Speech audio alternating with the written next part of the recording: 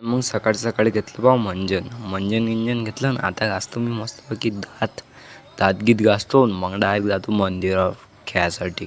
कोण की पुट्टेच नाही पेट्रोल खेळायला. आज जातो ना मस्तपैकी. चला मग पहिले घासून घेतो मी दात. मस्त तोंड घेऊन धुतलं. आता पितो मी मस्तपैकी चहा.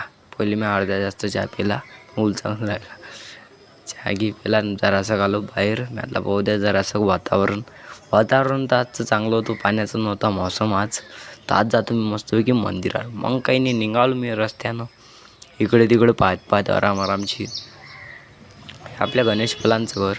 आणि इकडे फक्त एक लहान चुकलं पोट्टं बसलं होतं ती पायरीवर बस. मग इकडे आलं तर काही नाही बा. आयुष पोलान एकटाच खेत जाय कांच्या.